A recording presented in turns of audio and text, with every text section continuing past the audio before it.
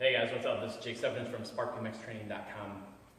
Today we're going to go over some of the assessments that I like to use to kind of get an idea of how my athlete moves before we start working with them. This is by no means an exhaustive list of assessments that we use, but it's just kind of get a general overall understanding of what they're going to do. So some of these are from the functional movement screen, which is like a test of 7 different things, kind of helps me quantify movement. I will use that with my people in person, but right now we're just going to use some of those.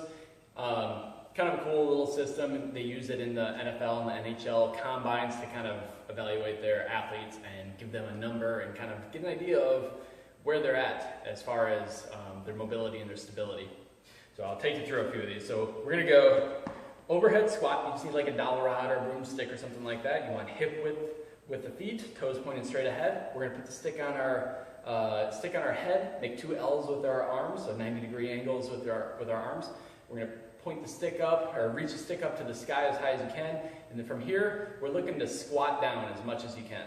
So lower down in your squat, try to keep your stick up, and then come back up. We want to see that from the front and the side.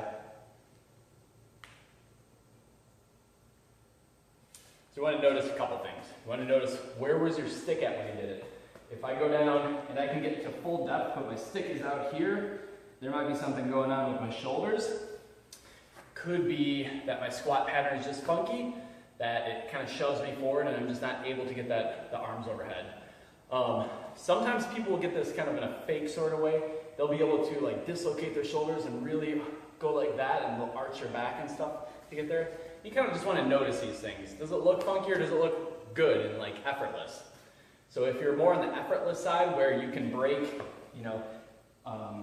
parallel with your hips, along with keeping your stick up over your feet, you're doing a pretty good squat. Now, one thing you can do to make this a little bit easier, like if you can't do that, then what we do is take a little board, put it under our heels to kind of shim up our heels.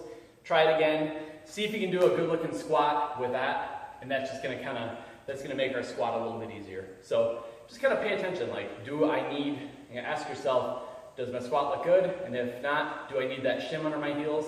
And does my squat still not look good? So it's just one of those things you want to notice, kind of write it down, maybe take some pictures or videos. It's good to kind of have that idea of where you're at. And then you can share this with your trainer or with me. Okay, second thing that we're going to look at, where are our shoulders? Like, are our shoulders mobile enough? So what we want to do is take our hands, put our thumbs in, make 2 fists like this. We're going to reach out, and then we're going to take left hand is going to go over, right hand is going to go under, and we're going to try to like scratch our back. Pay attention to how far you can get, if there's any pain going on with that movement, and then try to replicate it on the other side. You want to notice, are you symmetrical or not? So I'm fairly symmetrical. I see this sometimes where someone will go like this, and then on the other side they'll struggle to even get here. And that's usually indicative of shoulder pain. People will know that they're very tight and it'll be a difficult movement for them. But shoulders are a big thing. You want to notice that kind of stuff. And pay attention to that, because as you get older, shoulders can become really cranky, and it's not something you want to mess up. Next thing will be a straight leg raise. So we're just going to kind of notice how much we can separate our hips. So lay on the ground, palms up to the sky, legs are flat, and we're just going to lift one leg up to the sky as high as you can. Try to keep this legs straight and keep this leg steady. You can do this a few times, kind of get an idea of how high you can go.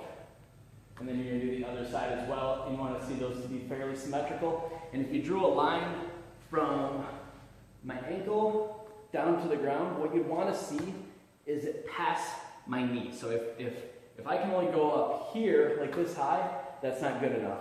About here is going to be good enough. And up here is probably better. If we start getting past 90 degrees, that might not necessarily be a good thing. We might be a little hypermobile. While we're on the ground, we can flip over. I want to see a normal push-up from the ground. So get down, kind of put your feet together, pull your toes up to your kneecaps like this, so you're flexing your ankles. We're going to Superman out, and then what I want for guys, you're going to put your thumbs like right by your temples, and then come out a couple inches to the width of your shoulders. Elbows up, knees up, try to lock yourself out. And you should be able to push yourself up like that without arching your back or doing anything funky. For you ladies, you should be able to Superman out, come down, and find your chin and then come out to the width of your shoulders and do a push-up like that. If not, then we might need to work on some core strength and stuff like that. The final thing that we're gonna use is like a bird dog exercise. So we're gonna get down here, hands right under our shoulders, knees under our hips, and then all I wanna see is like right hand, left knee are gonna reach out, and you're gonna be as steady as you can. We're gonna try to come down right under the center of our belly button and touch our elbow to our knee, and then back out and down. So we're gonna do it on the other side, steady as you can. When you do this, you wanna kind of notice my hip doesn't move a whole lot as I do this. Out and down. You wanna notice, you wanna look at people, if they do this and they rock side to side and they arch their back really hard, and then when they do this, they round a lot and they'll tip and stuff like that. And notice side to side, are you weak on one side or the other? Does it look effortless or not? So that's it. Those are just some of the things that I like to use right away with my athletes to kind of see where they're at.